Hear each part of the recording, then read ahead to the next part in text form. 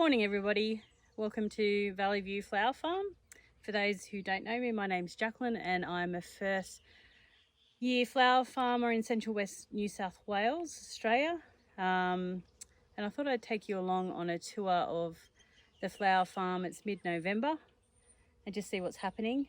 I haven't cut back a lot of things yet, so I thought I'd show you what's flowering, what I would plant again and what I might dig out and put in my ornamental garden because it's not performing the way I thought it would as a cut flower. Today is heading into mid-November, 29 degrees, 84 degrees Fahrenheit is the forecast for today. We've had some really hot weather. We've had some really dry weather, a dry start to spring. So it's been a bit of a struggle, to be honest with you, hand watering everything. And I'm probably about as big as I can handle time wise from that point of view. So we're going to look at some probably some drip tape or drip irrigation for next year. But welcome back and I hope you enjoy the tour. So either side of the fenced off area that I grow my cut flowers in, I have planted a variety of roses. Most of them are hybrid teas. There are some David Austin roses in there. This is their first year. Planted them in late winter, early spring. I've left some of the flower heads on them just for the tour, and then I'll come in and I will deadhead them. There's some really pretty ones, but they seem to be going okay. And then in between I have some helleborus for early spring. So I generally spray my roses. I make up a concoction. It's actually Graham Ross from the Garden Clinic. It's his recipe. And I use my Swagman sprayer and I mix up, and if you want the recipe you can go on to Graham Ross's website and there's a recipe there. Otherwise I'll put a link in the description.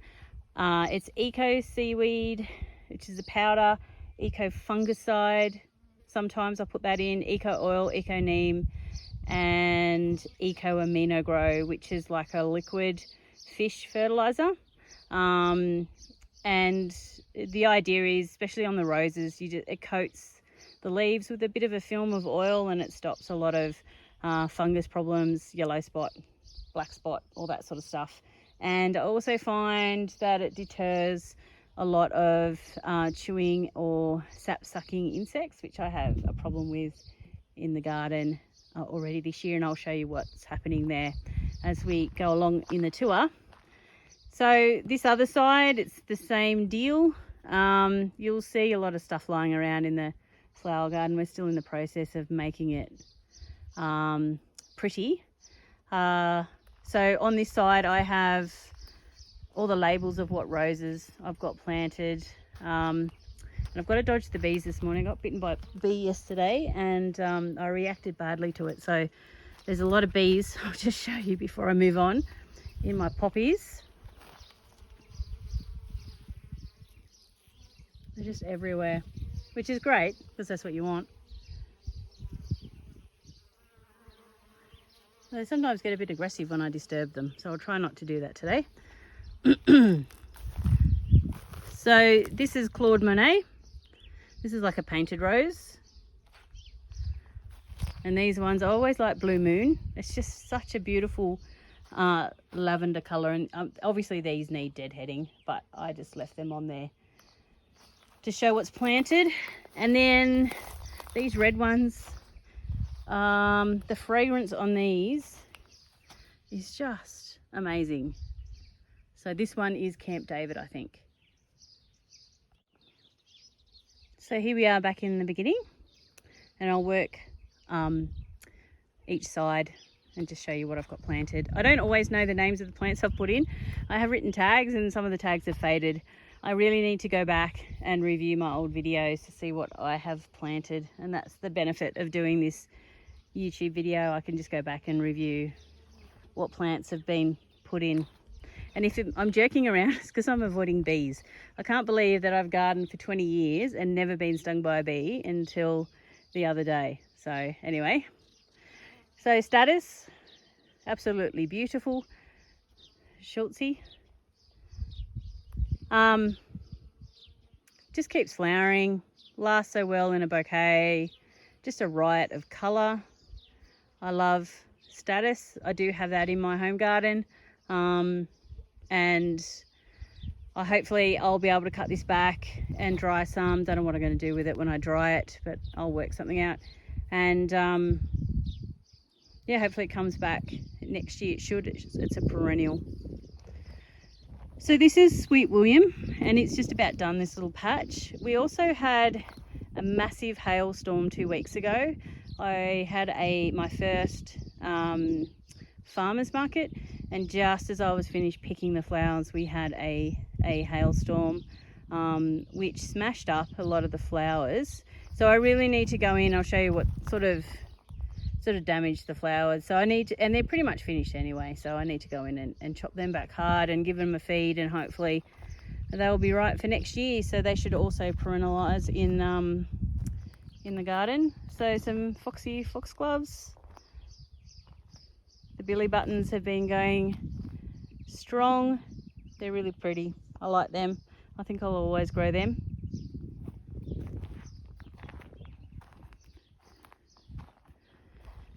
Some more foxy foxgloves. You can see these were fairly well smashed by hail, so I've chopped them back. Some yarrow in the back, that's just out of my garden. I think it's just a white yarrow, which I'll probably regret planting because it can be a little invasive, but we'll see how it goes. So this is the false Queen Anne's lace, the chocolate lace, and I planted this in autumn, and it's massive. I don't need it that tall, but it's just goes to show you how well things grow when you plant seeds in autumn, and the pollinators like it. It's got some beautiful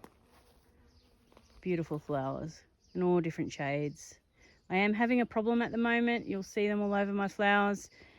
I think they're called a pollen beetle, and they just, oh, there they are there. They don't do a huge amount of damage. They're after the pollen in the flowers, and they seem to like the lighter colour flowers more than the darker ones, but they do make a mess of the flowers. So I get them every year in my garden, and mostly on my roses, and then they sort of just disappear. I get them for a small amount of time in late spring, so I'm not sure if anyone else has those beetles.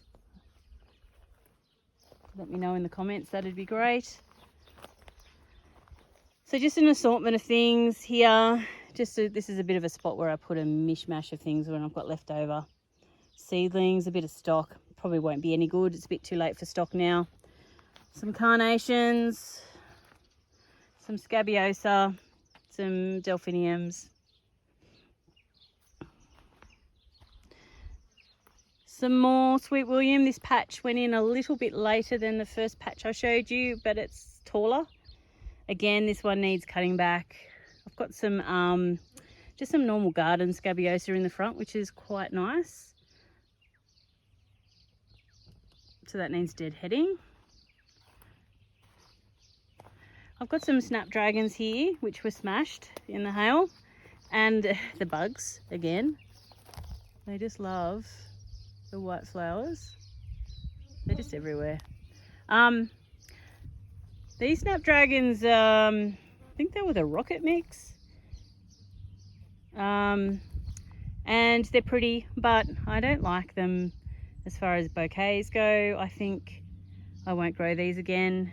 If they come back next year, I've actually got some of these in my garden, and they're really hardy. I've got them in a section where it doesn't get any water, and they're really tall. They're about 4 foot tall. So I might dig these up actually and put them in my garden, and then put something else here. Not that there's much room, it's only just a little pocket. Some more Snapdragons here, and some more yarrow there, and of course my status, which is crawling with bees and beetles and butterflies. This section is straw flowers, and they're going okay. I've been cutting quite a bit off them. Again, they were also smashed by the hail. I lost a lot of flower heads. But what I have a problem with in here, and I'll see if I can get him on camera. Not quite. Harlequin beetles. I've got them everywhere, and what they do is they suck the sap. Here they are. They suck the sap of the flower heads, and then the flower sort of wilts at the top. So I need to, apparently they breed in mallow, like marshmallow weed, which we do have a lot of on the farm. So I probably need to do something about those, and maybe some Eco oil or Eco Neem might do the trick for that. So this is the last bed in this side row. I had my Dutch irises here, and this brown section here, this was my alliums, which have finished. I was quite surprised how quickly they flower and then the leaves go away. Not like a daffodil where the leaves persist for much longer. So I've got some granny's bonnets in there, and then up this other end of the section here, I have my nigella, which I've seeded over the top of the daffodils, which seems to be working really well.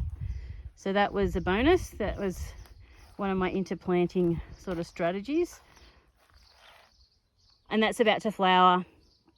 So that'll be nice. It might flower a bit earlier next year, hopefully. It's a bit late this year. This section here above the straw flower is some more status. This is the rose status, which is quite nice. And it's got much thinner stems than your usual status. So it's easier to put into bouquets. And this is my granny bonnets. And I think this is called yellow ball. A few. So it's only just starting to get ready to flower now. I'm not sure if I like that colour. We'll see.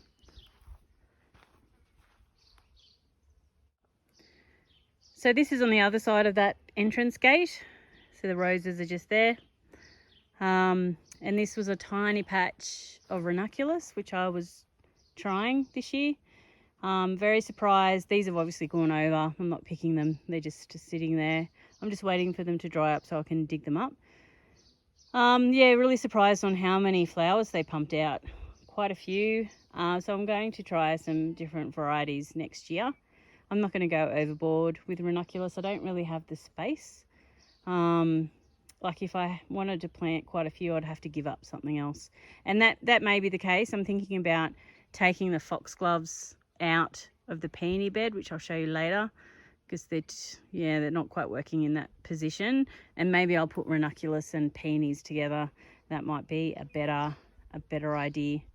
So again, some more scabiosa. I think they're the perennial variety.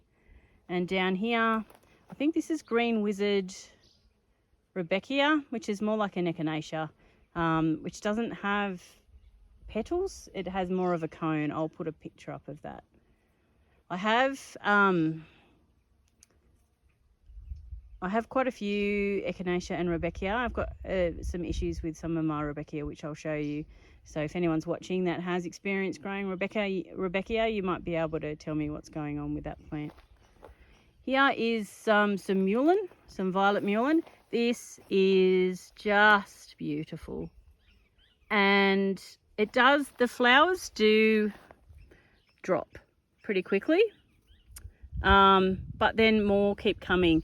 So if you're not worried about them shedding the flowers, they just make a beautiful spike. Here's an example, they just fall off. A beautiful spike in an arrangement. So I've got those in a few different colours in the garden. Some bronze fennel, some carnations. I love carnations. I'm not sure if this variety will be suitable to cut. I don't care. I'm still planting them, and if they don't work out, they will go in my garden. It's the joy of having a cutting garden and then my ornamental garden, which I don't cut from. Some more snapdragons. Can't remember what these are. I'll have to wait till they flower. It's good to have a few successions of Snapdragons and my lupins. So love my lupins. Will I plant them again as cut flowers? Probably not. I don't know. I just have this issue with them flopping. They're so beautiful in an arrangement. I've tried them. I haven't sold them to anybody, but I've had them inside the house. And then they're beautiful for about 4 days and then they just cark it. So I don't like the idea of that. So I will dig them up next year and put them in my garden.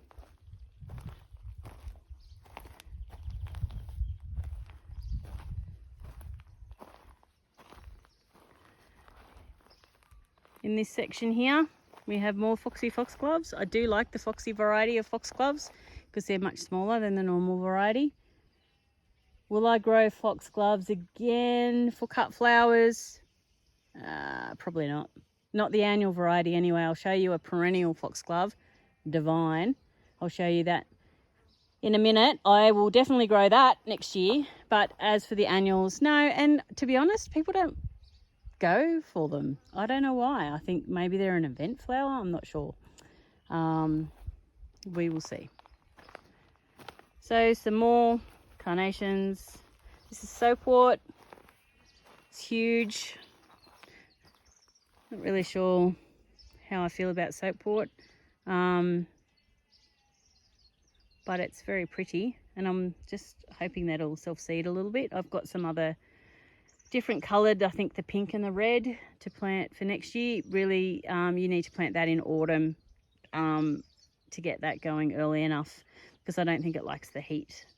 Some more perennials scabiosa there. I've only got little sections of perennial scabiosa because I had dramas with it germinating, so you'll just see little patches here and there. Liatris, rosy purple. Raised this from seed. It's sort of just going now. It's really thought a couple of times there I'd lost it, that it was going to die, but it's come back okay. Now this is my Rebecca. This side looks really good, and I've had something eating it. I'm not sure what eats it, chewing the leaves up. And I've got some flower buds. Don't mind the cardboard here. This is just another pathway. We're just waiting for some chip. So I'll show you the other side, and you can see how it's been chewed. So this is a mix of Rebecca. So I don't know whether some varieties perform better than others, and that may well be the case. So if anyone's grown Rebecca before, can you let me know in the comments whether this is normal, whether it's supposed to look like this compared to that? I don't know. Anyway, it's all about the flower, not so much about the foliage. This side, this is pearl yarrow, just about to flower. Sorry, I'm trying to film without my shadow. I've never grown that before. I've got a section over there in flower, I'll show you. You'll see how that goes. More straw flower. And over here we have the echinacea, lots of different varieties there. Can't remember off the top of my head what they are till they flower. But yeah, going all right. Very, very slow is all I can say about them. Summer berries yarrow, just starting now. So pretty. I like this one. And May Queen. There. It's a daisy-like flower, just coming into bud now. So that'll be nice, a little extra addition. If I can keep the harlequin beetles out of it. This is, or was, larkspur. Sorry, I had to stop the camera there for a minute while I remembered what it was called. It looks a bit sad. I've cut it back. I don't know whether it'll come back from that. I'm not too worried if it doesn't. I've got lots of larkspur planted all over the flower field, so that's not a problem. And the debris is just there in the pathway, which I need to come back and pick up. So poppies, look at the harlequin beetles.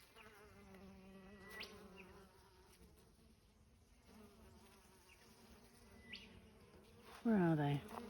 There. Can you see them on the seed head? They're everywhere. So this is supposed to be my peony bed, and I can't leave a bed bare, so I've just interplanted everything. I don't know what the peonies think. They probably don't like it, so I might change things up for next year, but it's just an assortment of poppies, which I don't use in arrangement, so I don't know why I grow them. I might dig them up for next year if they self-seed. And again, the foxgloves. These were my monster foxgloves, and I don't know whether I have any that are showing that trait, that mutation. I'll put a picture up on the screen. I saved the seed of the monster foxgloves I had in my garden a couple of seasons ago and planted them here. I had one or two come up with the trait, but the rest of them just looked normal, so I'm not sure.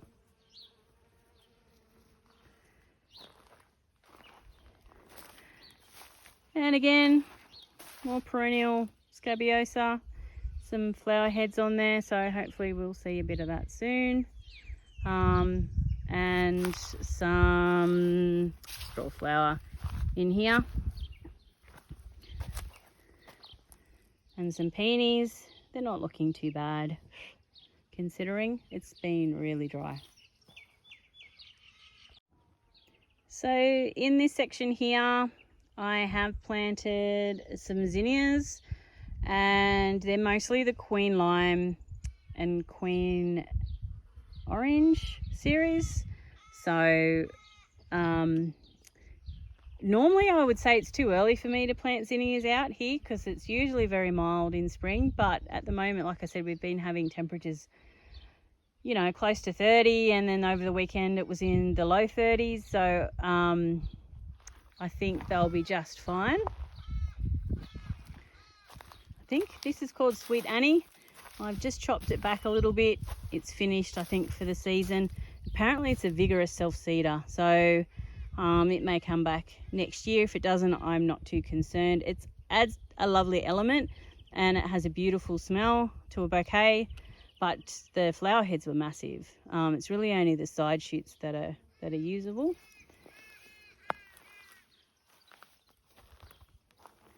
Some Veronica here, just coming in, forming some flower heads. Again, status. I did have some American Beauty status seed that I grew, or I thought I grew, and it never came up as American Beauty status. I'm not sure what happened, just a bit of a mix up. But this to me looks like it's the pastel mix of status here. And you can see those beetles everywhere. They don't do a huge amount of damage. You just got to pick them off the flowers, and in the morning they sleep in. They're like lazy beetles, and so if you pick the flowers in the morning, you can just pick them off. But yeah, if anyone has these beetles, let me know. So what is that one called? It's the globe thistle. I can't remember its proper name. It's coming up there. And these are verbascums. I haven't grown verbascum before. They're just coming up. I've got a better one in flower I can show you, but they're just sending up their little rosettes, so they'll be quite nice. Canterbury bells. This section's not going as well. There's another section. I think this cops too much western sun. So, but that's part of the experiment of growing different things in different spots. Just seeing how they fare. Scabiosa again. Billy buttons. I really need to come in and just harvest them all and try drying them, see how they go. Apple mint. I'll just show you this section. So I think I've said in a previous video, this was an area that we were looking to put in some sort of covered pergola, arbor in the middle of the flower field, and we will get there one day once, you know, funds are available. So in the meantime, I've just planted up some liliums. I've got calla lilies in the middle there, and some gladioli successions, not a huge amount, you know, just seeing how things go. And if they are a success, I will be able to add more as time goes by. Now this is one of the foxglove varieties that I was talking about, and I have harvested from this. I'll try and find one that's coming out into flower. So this is the Perennial Cafe Cream foxglove.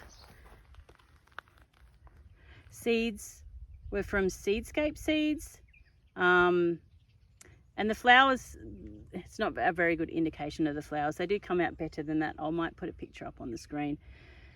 And I'm not sure if they get taller than this. They're not very tall, but maybe next year, because they are a perennial and this is their first year, maybe they'll be taller next year.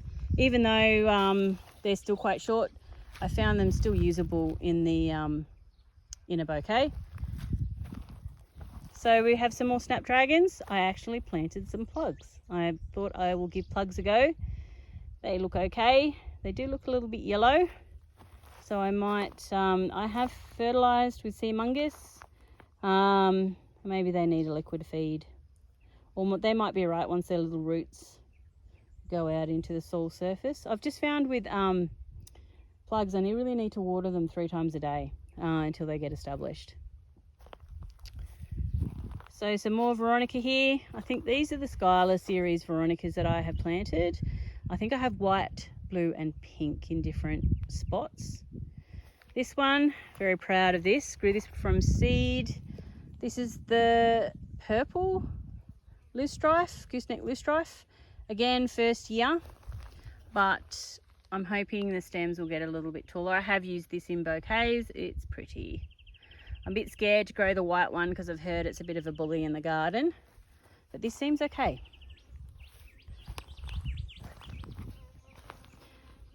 These are just some ranunculus that I planted, but these are more garden variety, so I will dig them up and put them in my garden. And I have interplanted with Snapdragons, so hopefully they come up later on. These are my hollyhocks. And the harlequin beetles really, they're all in there. Can you see that? Look at all those beetles. They really like the hollyhocks. I wonder if hollyhocks are related or in the mallow family. I'm not sure, because that would explain why there's so many in that plant. And maybe I shouldn't plant hollyhocks for that reason. Anyway, that's something to think about. These Snapdragons, oh my goodness. I really like them. Day-night Snapdragons. They look like they are velvet. They are so pretty. Not very tall. Tall enough for a bouquet. Oh, just beautiful though. Got a few of them planted around. Feverfew. Not sure which variety this is. I had a lot of trouble growing feverfew from seed. So I only had a few plants, but oh my gosh, I don't need many. Look how big they are. So, be interested to see what colour they are. This is just a bit of a mishmash in here. I don't think I'll be growing these again. These are the salmon Maltese cross. I think I'll just dig them up there, a perennial, and put them in my garden. I have a little peony there. I've let a few peonies flower just to see what they are. The flowers are obviously very small this year because it's first year. Here's a verbascum.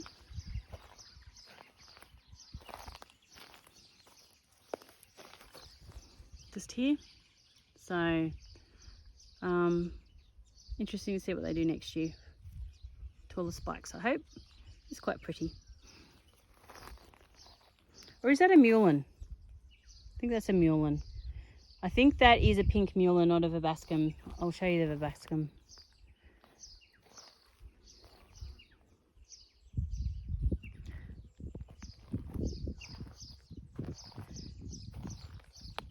So lots more carnations about to come out into flower. They're in bud form. Another mishmash bed. I have some penstemon that I grew from seed. I think this one is a blue one.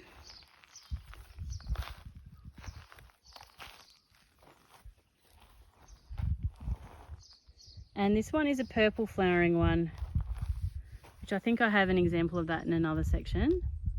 So that's quite nice. And some annual phlox. I don't know what I've done there. Either it's the wrong seed or I've bought the wrong seed. I keep chopping it back.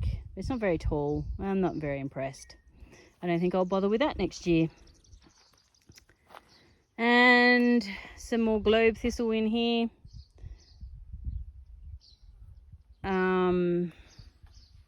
These things, which I can't remember what they're called. Cornflower. Yeah, not bothering with that next year. I just found that really annoying to harvest, so I'm not going to do that one again. So these are the verbascums. This one, good if I could remember what it was called. I've grown so many different types to see how they go, because there's a lot of mixed sort of information available on them in relation to whether or not they shatter too easily. I don't know. I think they're really pretty. I like a good spike flower, as you probably can tell. Lots of spike flowers in my garden. Liliums. Okay, so this is for Forza Red. It's an LA hybrid. Beautiful. Nice and tall, green, good flower buds. Perfect. And then we move on to the must-see double Asiatic Lilium, which I don't know what's going on with it. It is really, really short. The flowers are deformed. Like that should be what the flower looks like, but bigger. And they're coming out like that. I don't know. I keep thinking it's lack of water, but I've been really diligent in making sure that they're well watered. And, you know, their neighbours are doing quite well. So is it water? Is it the fact that it's their first year? I don't know. If anyone knows about Liliums, can you let me know? That would be great. I'll see how they go next year. I mean, they're a perennial, so it's not really a loss. You know, they'll come back next year. It'll be interesting to see how on my LA hybrids, how the flowers come out, because we did have that big hailstorm, and a lot of them, these ones don't look too bad, but some of them are quite bruised. Another mishmash here. My clematis are feeling the strain of the heat and the lack of water, so they might be better next year. I've planted them really deep, and that's the trick with clematis. Plant them deep, because if they die back, they will reshoot from the base.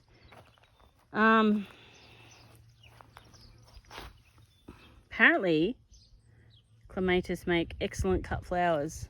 They can last, depending on the variety, they can last for quite a long time in the vase. This is my newest bed. This was only just planted yesterday, and I don't think I'll get too close to my mum's up the back there, because they look terrible. They were basically have been sitting in pots since autumn and not happy about it. So I'm taking good care of them. I'll give them another drink when we finish this video, and hopefully they're okay. So these ones down here are my dahlias, and I've just been planting them as they shoot. There's Bill. I don't have a heap of dahlias this year, just trying different varieties and see how they go. We're pretty hot and exposed. They go all right in the garden, so they should be okay in these free draining beds. Okay, opposite the dahlias is another experiment. This is my grain section. So I have planted only a few days ago wheat, teff, sorghum, flax, quinoa, something else, I think. But yeah, so I'm just going to see how they go. It's really the wrong time of year for wheat, but I had it there, so I thought I'd chuck it in. And it'll just go to head really quickly, which is, I think, what you want, really, isn't it, for ornamental grasses? So I'll keep you posted on how they perform. We are now on the opposite side, and this is this penstemon. I said I had another example of one growing in the field, And this is it here in this one spot. It's really a nice purpley, a blue flower. Okay, on the opposite side, and oh my goodness, look at the activity. Look at those bugs. Oh, I don't know what to say about that. The status, oh, it's crawling. And I don't know. I don't like spraying bugs. They have a purpose, and if I have too many of them, then there's some sort of imbalance going on. And they are native. They're little native beetles. So I don't know what you do. I suppose you just grin and bear it. It's annoying. Anyway, such is life. So, Maltese cross, again, a little section in there. I'll dig that up next year. I won't be planting it. This is the same. It's a Lynchus. I can't remember what it's called. I don't remember what its common name is. But I have a purple variety, and this is a pinky blush one. But the flowers go off too quickly. So apparently it's a good cut flower. I don't see it, but anyway. Yeah, so quite tall. It's about 4 foot tall, a bit more than that. So that's going in my garden next year, not staying here. This looks like nothing, but it looks really nice in a bouquet. It's again spike flower. You know how I feel about spike flowers. This is Mr. Brown's toadflax, and I don't know, I quite like it, and it lasts for ages. So I'm keeping that, and it's a succulent, so it doesn't mind a bit of dry. Again, these are the Snapdragons, the rocket mix that I don't like, so they're going. I've cut back some of them.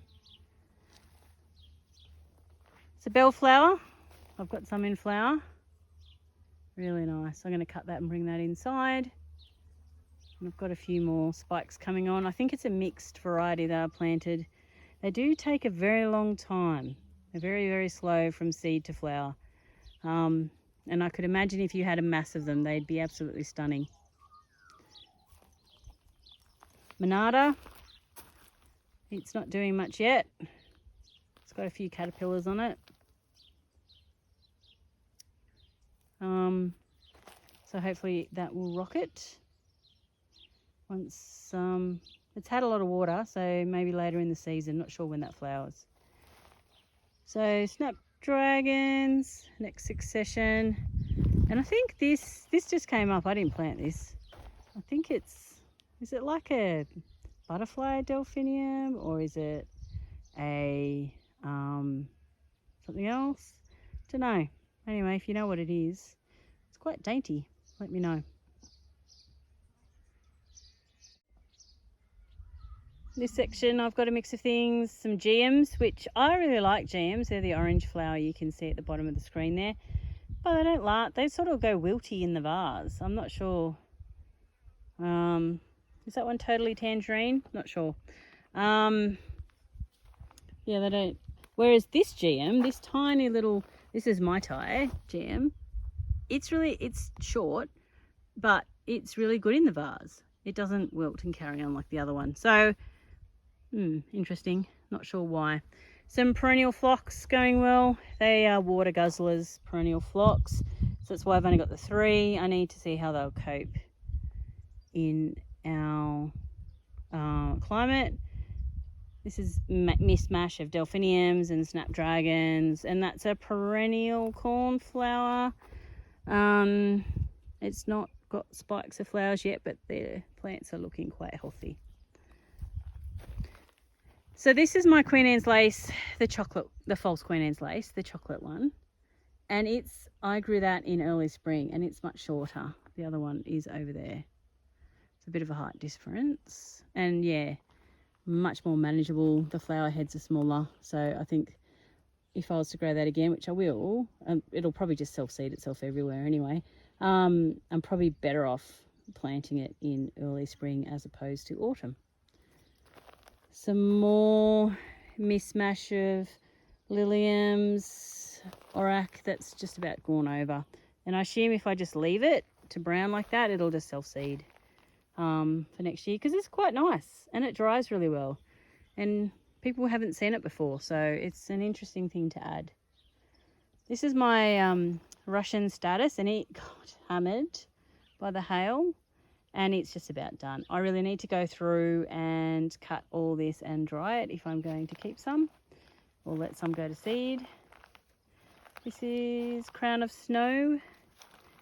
It must, it's got a couple of flower spikes on it. I know what it looks like in the picture, but I need to see it in flower to decide whether it's worthwhile keeping. So I'll keep you updated on that. Delphiniums, they finally did something. They were so short for such a long time, and then they just, I don't know, grew up, got taller. Most of them are done. I need to cut that back. There's a few spikes on there that are yet to flower, but the rest of them I'll just leave. And hopefully they come back next year. I have been watering them well. I think they like a little bit of water. Oh, so many bugs. These are some, I think they're Asiatics down here. Liliums, just a few. These are better Snapdragons. So these were a Chantilly mix, and I think I had some, I can't remember what they're called, but they're like a white and pink. But they've got much better stems, much better flower form. You can really tell the difference between the good variety of Snapdragons and the garden variety. The seed is obviously more expensive and harder to get, but well worth it. This is probably something I won't bother with next year, not to mention that the bugs are just dismantling it. And that's corn cockle. It's very pretty, it's cute, it's annoying to cut. It'll live nice in my garden, but not as a cut flower. Although it does last in the vase fairly well. So, but there's no point me cutting it because it's just a bug bonanza. Everyone says when you watch like YouTube flower farming videos that the bugs don't find you till the second year.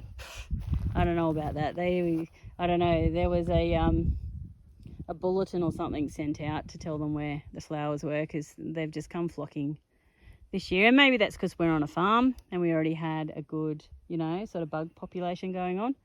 I've already started to see a few grasshoppers, which is I'm more worried about than these little beetles, because my garden has been decimated. My personal garden has been decimated like 3 or 4 years running with grasshoppers, and that's the reason why we have the ducks. I haven't brought the ducks into the cut flower garden yet. A little bit worried about doing that, but I may have to do that because grasshoppers, that's like in plague proportions. I don't have to worry about the flowers. I'll have no foliage left. So this is my Gadisha, and I don't know, is it supposed to look like this? It's really daggy and ratty, and I think it's probably not getting enough water, and I cannot give it any more water. Like, we're on tank water, so my garden gets what my garden gets, and it needs to deal with that. And if it can't deal with that, then I don't grow it, because we are in a very dry location. I'll take you out in the paddock later at the end of the tour, and I'll just show you how everything's browned off. Like this, it's going to be a bad year if we don't get some rain soon. We already started feeding our stock, so sorry Gadisha, if you can't hack it here, then you won't be growing next year. But I am keen to see some flowers. So this is a Hotel California. It looks okay. And then here we have Child in Time, same variety of Lilium, an Asiatic and AOA. What's that? Asiatic and Oriental and something else. Anyway, yeah, really short. I think it's lack of water, although I do water consistently. And the flowers are sort of immature when they come out. Some of them are okay, like this one, but they're too short for me to cut. If I was to cut that to get stem length, there'd be no foliage left, and then there'd be no bloom next year. So for me, these are an investment. So if I have to just let them flower in the field, then that's what I have to do because they're too short. And see, can you see that one there? It's immature, like it's not coloured up properly and it's opening. And so honestly, if there's anyone out there that has any experience in liliums, let me know what you think. And then here we are with Nashville, and it looks great. So I guess the same water, so I'm not sure. So this is the last formed bed. We do have room to put another bed, so there'll be 1, 2, 3, 4, 5 beds like this in this section, and the same on the other side. I do like everything to be symmetrical. And then one massive long bed along the back, and that's it. That's what I'm saying today anyway, that's it. Because it's, you know, I do work full time, so I need to be able to handle what's in here. And then beyond that, we are planting potatoes, which probably should have gone in a few weeks ago, but better late than never. So here I have some sunflowers. I've never grown sunflowers before. So we'll see how they go. I do plant about 200 sunflowers every week. I have missed 1 or 2 weeks. So I've got a heap in the greenhouse, and so hopefully I have 6 sessions. They're all the pollen-free sunflowers in different colours, all the single stems, except I got a free packet of seeds, and these ones down along here, and they were the double, like the spray type. I think they're a maroon colour, and I think I could pinch them and they would send up one stem, but I'm just going to let them go because I've never grown, well, I haven't grown any sunflowers, but I've never grown the multi-head type one, so I'd like to see what they look like. Now this is interesting. This is my Lisianthus, which I bought plugs of, which were, you know, expensive, and you know, I understand why, because they're difficult to raise from seed, and the seed itself is expensive. So I put in 288 of these champagne coloured Lisianthus, and then we had a hailstorm. So this is the result. They are, some of them, I don't know how many, maybe 40%, maybe a bit more, 50, are alive and okay. But I lost quite a few from that hailstorm. And look, there's nothing you can do about that. It's just nature. We don't normally get a lot of hail here, so that was a bit freaky. And then I've got a light pink one, which obviously went in after the hailstorm, and they look quite well. You can see there's a difference in spacing. I am testing out spacing. These ones are quite close, but I do space things quite close. I just find that because we're in such a windy area, and we don't have any humidity here, it's a very dry heat, that I can get away with it. So, and they support each other when they grow. So the idea was, you know, trial the Lisianthus with the different spacings and see how they go. This section here, and this is the last section I'll show you, is my perennial garden. So it's essentially cut flower varieties of plants, but in a garden configuration instead of being in the straight beds. Grown in the ground, not in raised beds. And I just wanted to show you, I just got these the other day, bit of an impulse buy, because I don't know how they go in our climate, but these are kangaroo paws, and look at the colour, pink, purple and blue. Aren't they amazing? So we're just going to see how they go. I've got some pots, I think I've shown them before.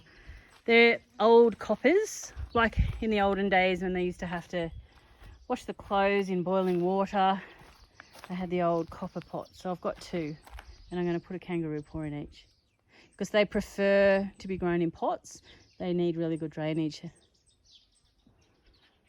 So this area is obviously under construction, so I'll just give you a quick update. It's still got a lot of mess and bits and pieces going on, and I've got some weeding and mulching to do, and some areas are better than others. And I still have these auto bins that need to be removed and mess to be tidied up. But for the most part, It's a mix of, well, this section here is a mix of peonies, verbascums.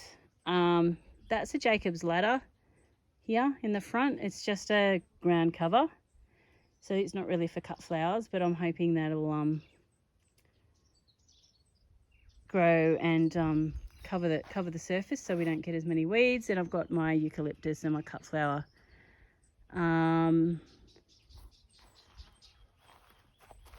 Shrubs. I've got a 9-buck there, and I've got some, I think I've shown this in a previous video, some perennial foxgloves. So yeah, work in progress, but we're getting there.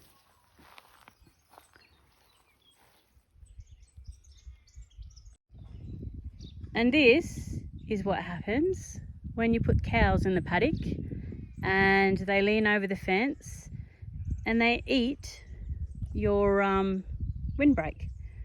I had king proteas and leucodendrons and leucospermums. Not only did they eat my mulch, which that's okay, but they ate the plants and they pulled quite a few out. So my husband is lucky that he's still married, but that's okay, he's bought me some more. You know, this sort of stuff happens. We are heading into a drought. The cows are hungry, we are feeding them. But it'd be like trying to tell a child not to go into a candy store. They'd see that lucerne sitting there and they just pop their heads over and start munching. So I just wanted to show you, just before we wrap up, how dry things are.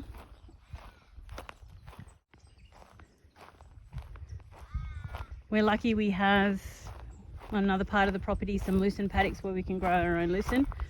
And we've got quite a stockpile there to feed the stock, but things have just browned off significantly.